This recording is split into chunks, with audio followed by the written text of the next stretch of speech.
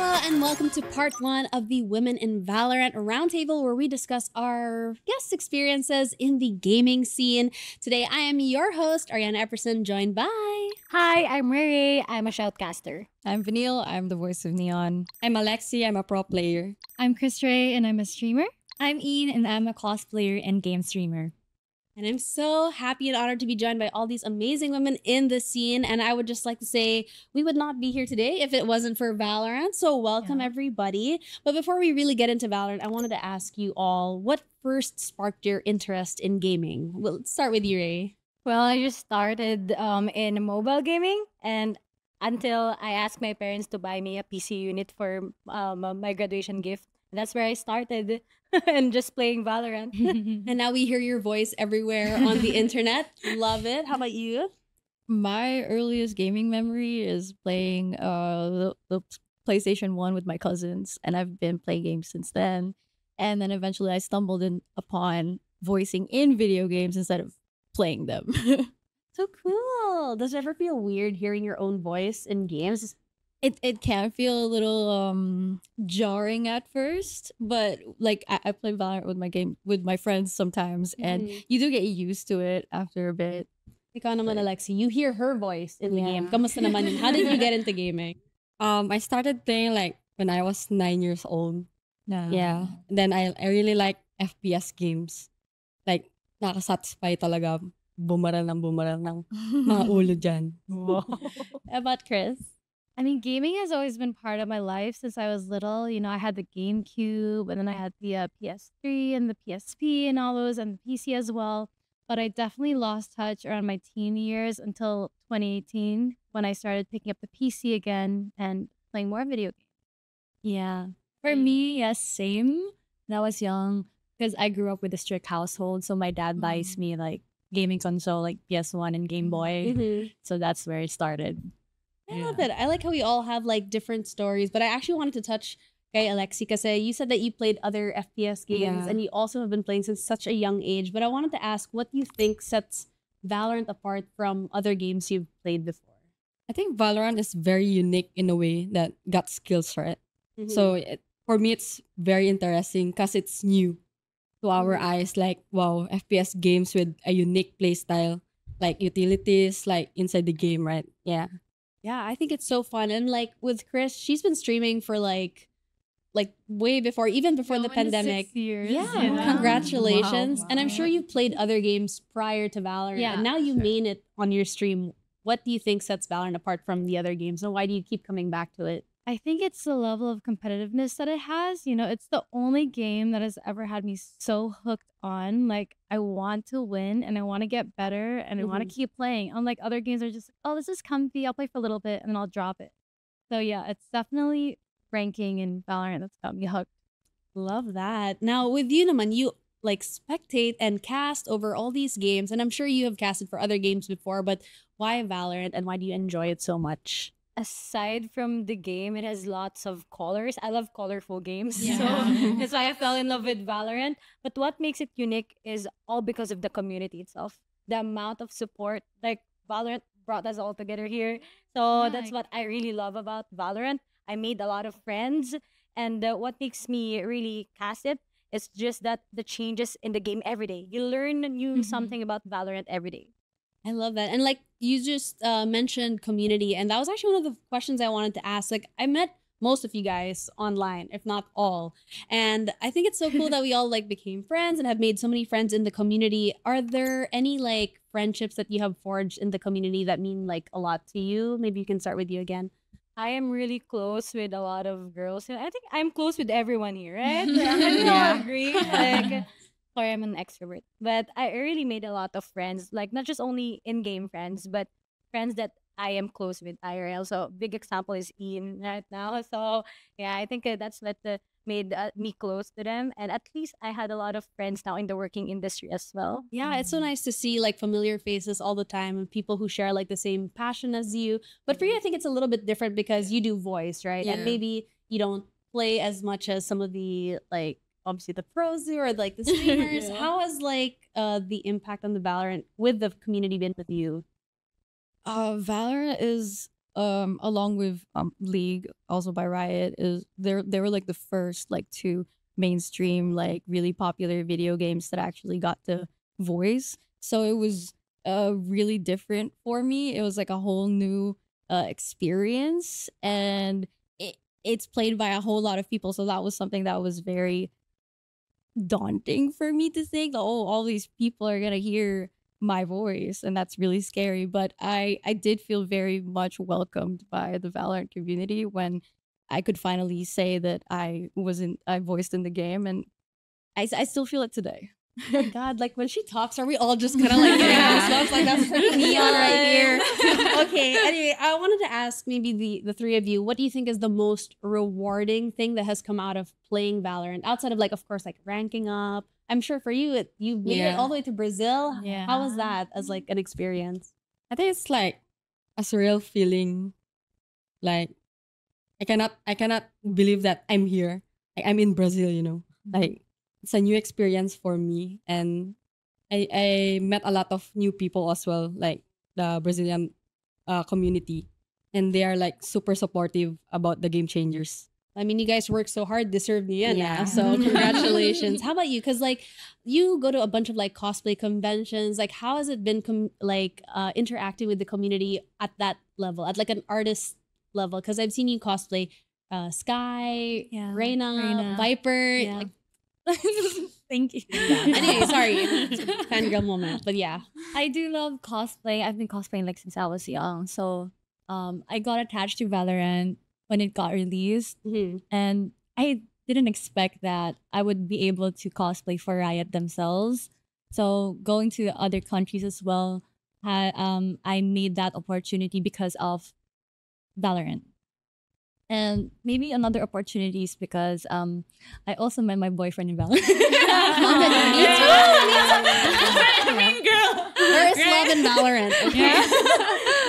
I mean, I love that. I think a lot of people have a lot of e-dating stories that just like came true. But I think what I want to ask Chris is Valorant came out like during the peak of the pandemic, but then when things started like opening up again, how has streaming like allowed you to connect with your community in person? Because like, did you ever expect that when you'd go to a con, like all of a sudden, like there are a bunch of people No, there? I didn't expect that at all. Honestly, when I started streaming, it was all just for fun. And then pandemic hit, and then Valorant got released, and all I did was play Valorant. And eventually, I didn't even realize I was building this community of people that just loved Valorant. And when Conquest came around last year, I was so shocked because so many people were coming up to me or like lining up, and I was like, "Wait, you guys know me? You want a picture? You want my picture?" And it was just very heartwarming because some people would come up and be like, "You're my inspiration to stream. Oh, I love how you play Valorant. I want to play like you," and it's just really sweet. And honestly, I'm so thankful to Valorant for that. I love that. I'm like getting goosebumps. Okay. Anyway, I wanted to ask also, like Valorant obviously is a game. It's all for fun, but it can be more than that. But I'd wanted to know actually how your parents think about Valorant. Like, are there any misconceptions they had? Were they hesitant about your job? Like, at least for me, like my parents, they were just like, do what you like. Don't do anything bad. Yeah. Like, Yeah. if you're making money, like you do whatever you like. But I'm sure it's not like that for everyone. Maybe we can start with you. How are your parents? Sumisigaw ka sa internet. Okay lang ba sa kanila yun? Yeah. Funny lang talaga. Speaking of sumisigaw, actually, I got a barangay report. Wow. Noise complaints. Because I was broadcasting around 2 a.m. Someone knocked sa bahay and then asked me, are you the one who has a noise complaint? I'm like, yes. I've been answering your question. Disclaimer, love ko yung magulang ko. Mahal na mahal ko kayo, mommy and daddy, but I gotta be honest here. My parents are very traditional. So they are very traditional. They don't know games. I didn't grow up with a PC that much, and very limited. Only like Nintendo console because they think it's evil.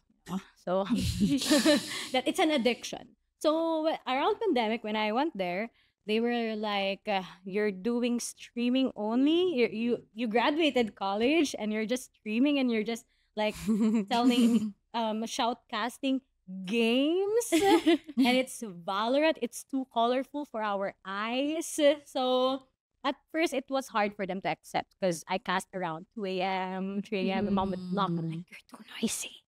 So, but then after that, they came to know that it has been consistent for me. I'm growing in my career. I went to Jakarta to cast Valorant.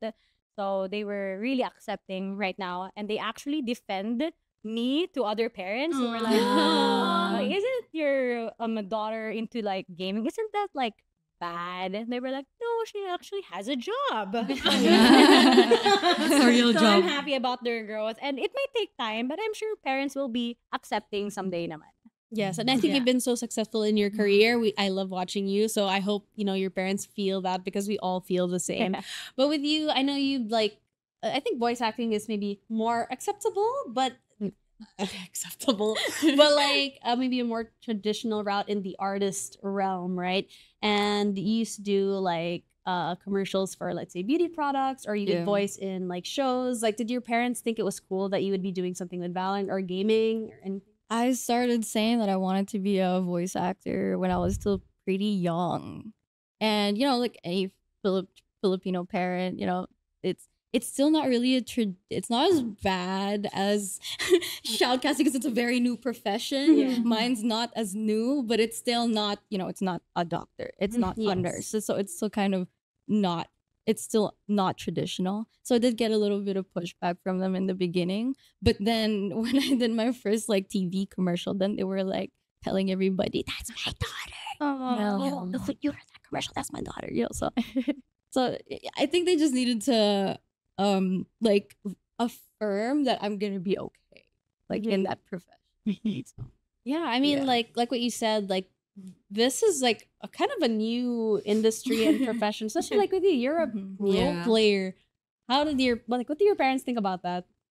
I think I got the same typical Filipino parents, right?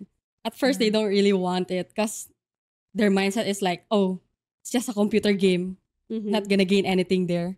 But when they started seeing my achievements, then they realized that I can travel outside the country. Then they were like, wow, it's a real thing. It can happen, Yeah. Yeah, like getting paid to play a game. Yeah. Filipino parents cannot comprehend. And then they kept starting like praising me to their friends, like, oh, that's my daughter. Like, oh, I love that. How about you? Like, I know since you're a shoutcaster, you are obviously like interacting with the community pretty much directly. How has it been like interacting with them through casting? Actually, it's really funny because they always believe in ReyRey curse. So at ReyRey curse means tech cost, means when I predict a team, they lose. So it's most of that. But then what I love about the community right now and how I interact with them is through memes. I swear they love memeing about everything, especially with the recent VCT right now with the launch and everything. They were just really cool. But aside from that, and whenever we had like downtimes during stream, we really make sure to shout out their names or maybe reply to them through stream chats and everything. That's how I keep my momentum. And sometimes I stream, so I play with them most of the time. That's so sweet. But for you, it's like you're using your voice, and you have no direct interaction, I'd say, through the game, since these are like Not through the pre-recorded game, lines. But I've been seeing you at conventions, and I saw some of the fan art that people have given you of like Neon and Zeri, and I think that's so heartwarming because that's one of the first times you said that you received fan art for a character you voiced. How is that as an experience, like for the first time? it's really cool because when I was a kid, I was chronically online, and I was also like one of those people with like anime profile photos and sharing fan art on Facebook. That was me. So it was really cool. Like when this all came out, and I was seeing people like on social media with neon profile photos and like making neon fan art and then showing it to me at conventions. And my favorite, also seeing people cosplay characters that I voiced, but my favorite is there was this, it's kind of a meme. Okay, so in Neon's trailer, like she has like a walis tambo, right? In the back somewhere. So someone made this like profile on Twitter and the name is like walis tambo ni Neon, and they're just like, because I was like so confused, like they were replying to my tweets like oh, blah, blah, blah, owner, blah, blah, blah, owner. And I'm like, owner, what do you mean? And then I look at their name and it says Walis Tambo ni Neon. And then the photo is the Walis Tambo in the trailer. And then they went to see me at Conquest dressed as the Walis Tambo. Oh my The god. Valorant community in a nutshell, everybody. Oh my god. Okay. How about you? Can you top that? Like any experiences with the community, any memorable moments with fans? I think if I'm going to like a LAN events, they're just gonna ask me for like, oh, you're the one who competed in Brazil, right? Can we take a picture? Yeah, I think that's the wholesome thing for me. Every time I go to like events, like wow, that's you. Yeah. Like, Can have we you take- seen people like wear your jersey or have you signed Yeah. jerseys yet? They want to buy my jersey, but I I buy sold. it for 500k. Pwede. 500k now. Top that. You know, I'll just add, there was this where I really felt like I was really appreciated because, you know, we work as a back end, right? Shoutcasters, we give highlights to players. We don't give highlights to ourselves. And there was this time that someone messaged me. She gave me a bouquet of flowers, but it's made out of butterflies and has lights in it. She told me she was a really big fan since like 2021, and it was handmade, by the way. So that's why I really appreciate the Valorant fans. But with the biting of the hair and with everything like the Walis Tambo, and yeah, it's cool. Yeah. How about Chris? Do you have a favorite fan interaction or anything with the community? Oh yeah, for sure. It's always at like cons when you get to meet a lot of them, and I think my community knows that I'm very into like crochet things. Like I think when we were filming earlier, I had a lot of crochet things that were all given to me by my fans or supporters as well. So it's really sweet that they know that's kind of my thing and they want to include themselves into it. There's also a time at Conquest when I was meeting somebody and they went on their knees and then their hands and they were like, "Can you step on me, please?" And I was like, "On your back?" And they're like, "Yes, please, for a picture." I did it. My first time stepping on somebody on purpose. Apparently, that's a common experience Yeah. at conventions. So that was fun. At least it was consensual. Well, I guess more on the topic of like community. Do you think that the community actually like? Do they ever give you feedback that you feel like improves your work? Like, do you always feel like, oh, I have to become better, or has anyone ever give you like comments like that wants to make you improve your craft? Of course, because you know when I cast, you get a lot of comments. There are good and there are bad. There are comments that you need to filter out, and there are not.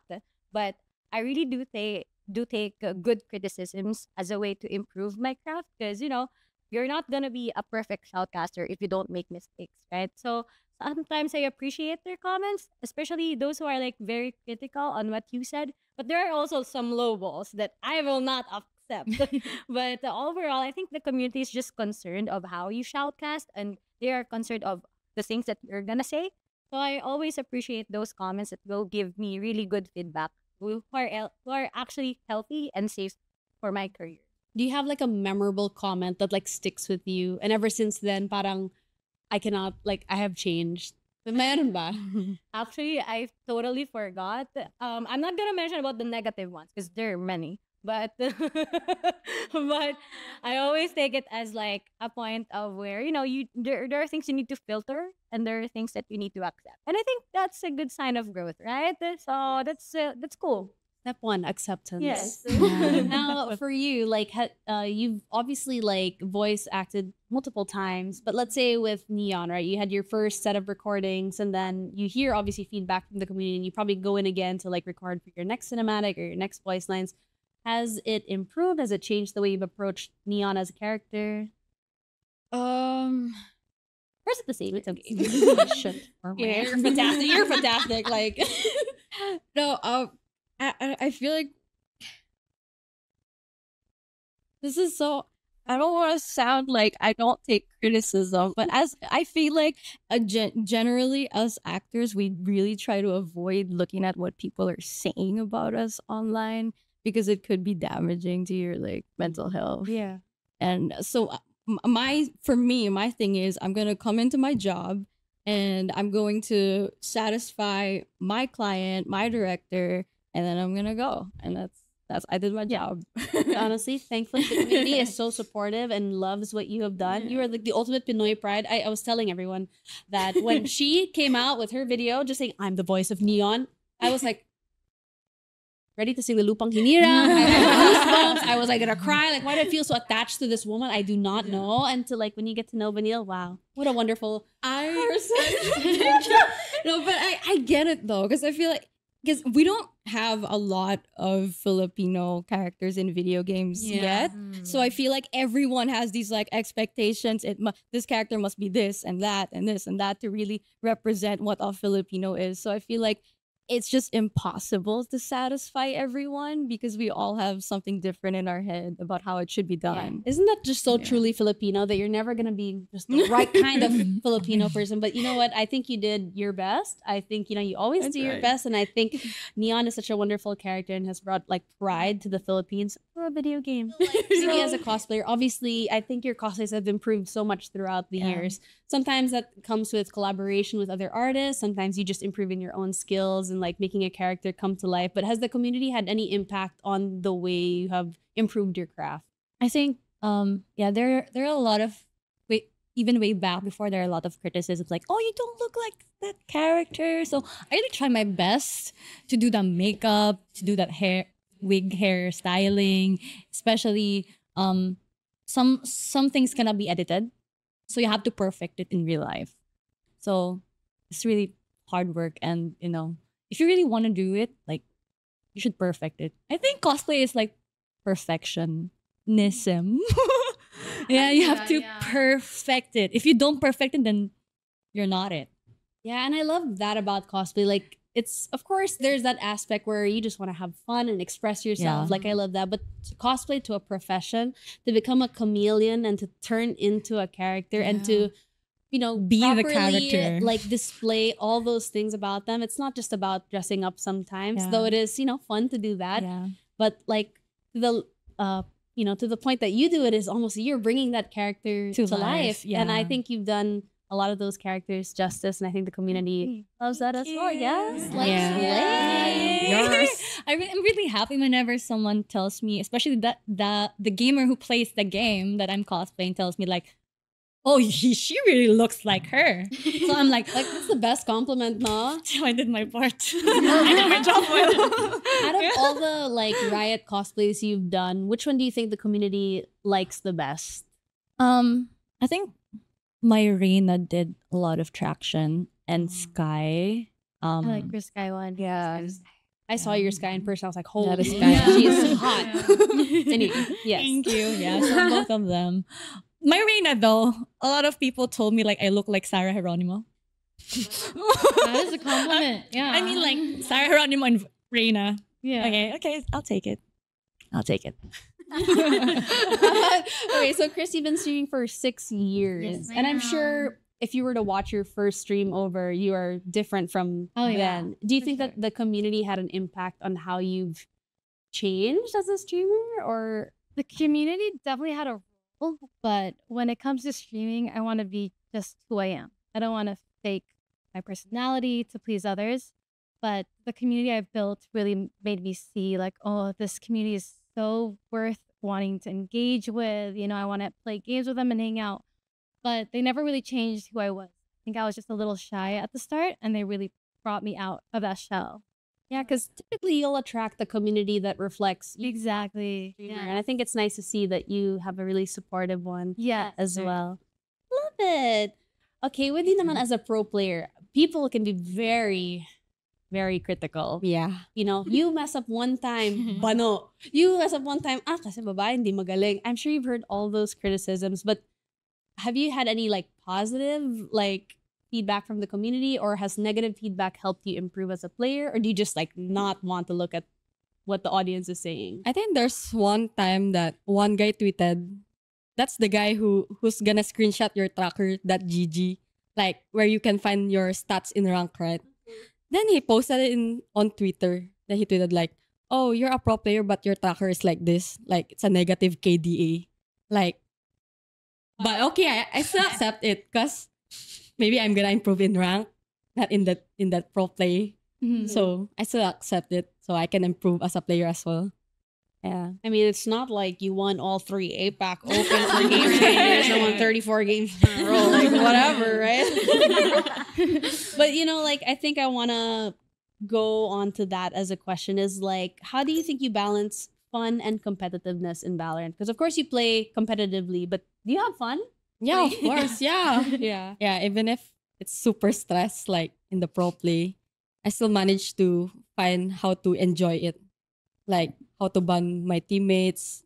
We always cope up with our stress to like play other games as well, not just Valorant, because it's gonna be burn out a lot. Yeah. Yeah, I can only imagine. And like, I'm sure some of you guys have also joined like show matches and competitions. And I'm sure there's some sort of like performance anxiety because you're just playing Valorant for fun. Then all of a sudden you have to play in front of other people, right? Like, how does that feel? Like, do you try to just have fun? Do you ever feel nervous? Maybe, Chris? I find like playing on tournaments like competitively a little more fun than ranked, just because it's like, oh, there's like I can't be out of focus for a second. I gotta sweat because this is the only time I get to. And I'm going against like other friends too, so it makes it really fun. But of course, you have all these eyes on you.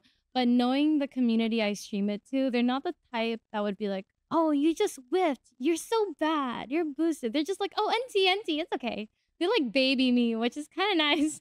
So I don't ever really feel too scared to play on stream or to play or join in tournaments. Okay, like, since, you know, we always have a lot of fun with Valorant outside of like playing it, are there any other like aspects of Valorant that you find fun? Like, do you enjoy the storytelling?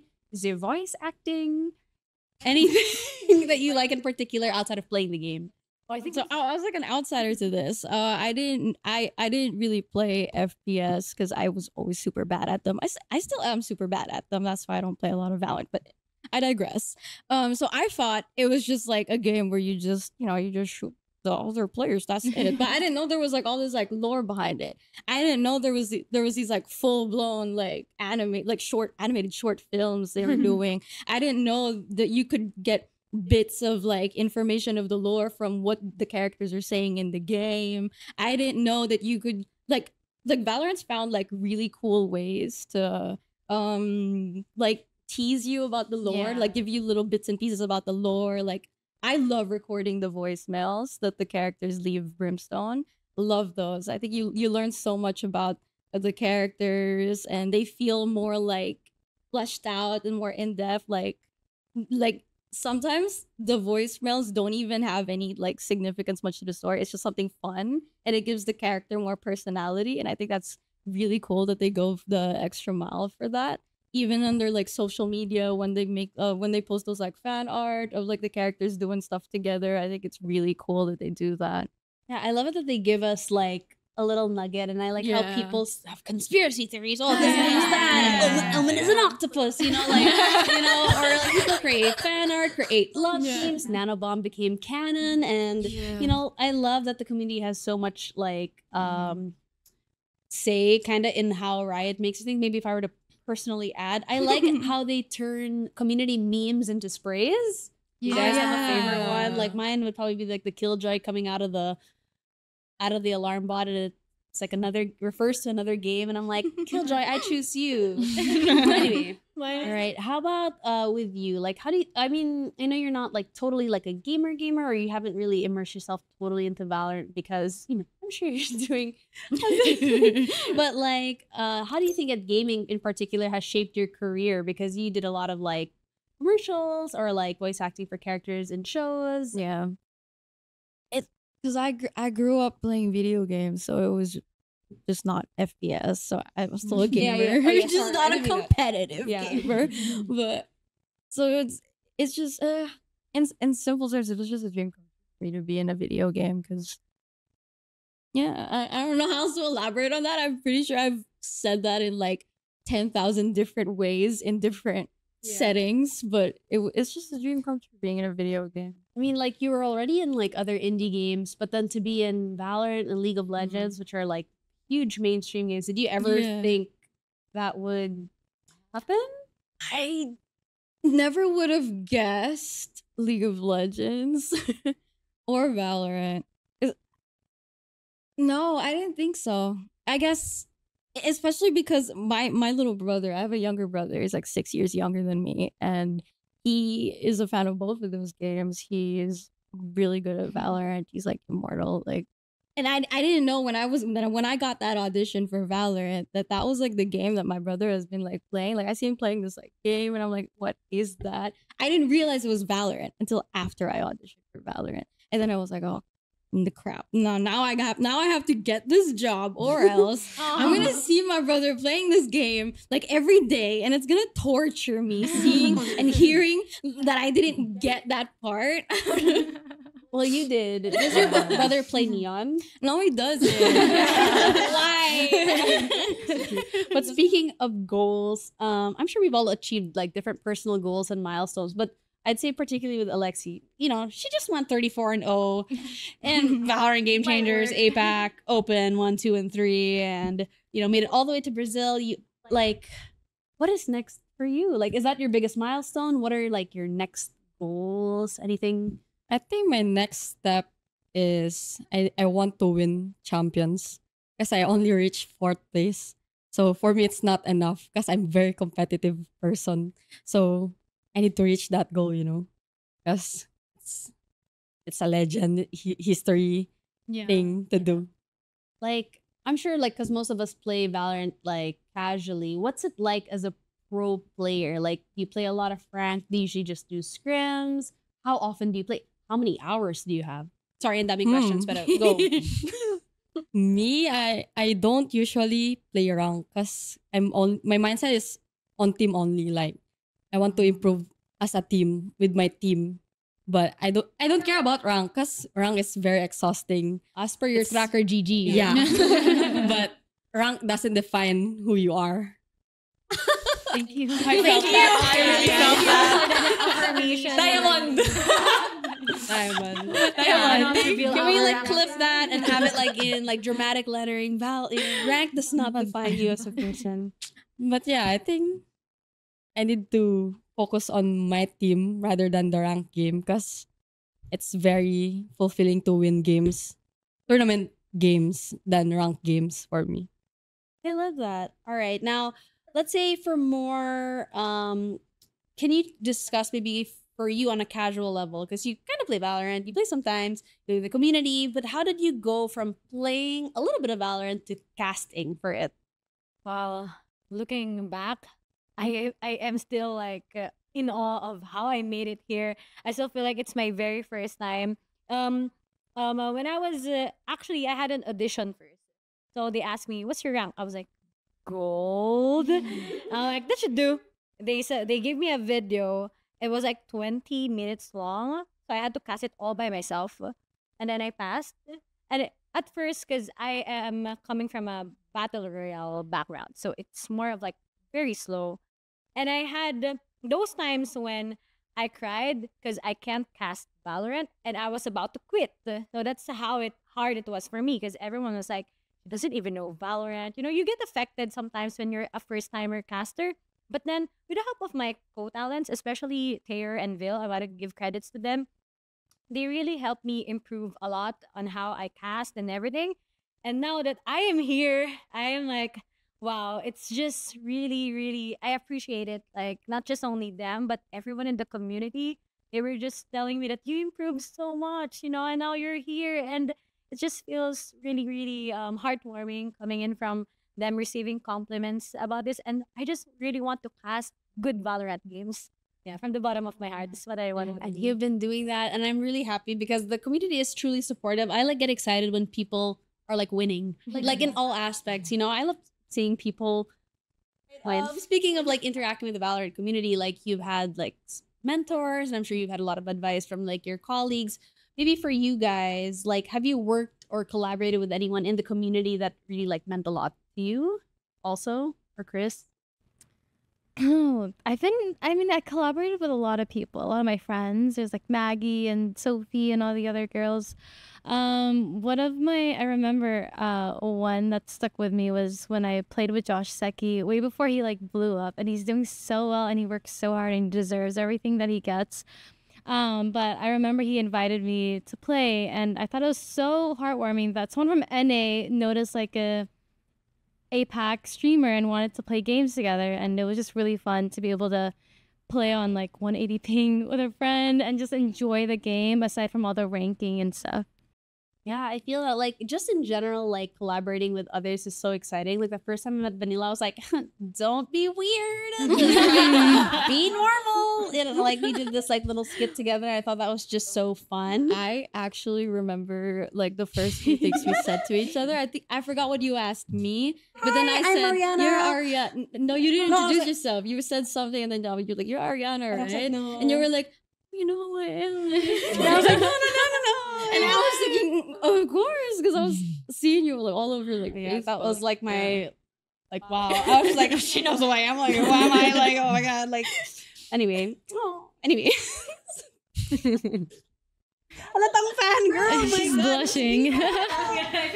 Be normal. I just totally appreciate voice work, you know. As someone who does impressions, I cannot even put myself next to so like to talk to you is like, all right, anyway, your favorite collab. Back to me. Back to you. I think one of the most memorable is the Conquest show match. Oh, when, yeah. when we went against Kaide. Yeah. That was the first ever. Yeah. And it was fun just doing that. And especially seeing the crowd in real life. And actually you're there playing Valorant. Super, Like surreal. I know, yeah. Right? It's a dream. It is. It's a dream. We're living the dream. Yeah. Man, it's Yeah. Friday. Yeah. I had goosebumps when you said Kaide. Gosh, but like I feel like all of us are so busy outside of Valorant, of course. Like we all have so many commitments to like our family, our friends, work. But how do you still like manage to feel motivated to play Valorant or to at least engage with the community despite having so much to do with your professional life? I always take a breather outside Valorant. Like, touch grass or maybe spend time with your loved ones, with your yeah, I think this is a very important thing. And aside from that, I play other games aside from Valorant because I cast Valorant and I play Valorant. I can't do that. Like, that's murder, right?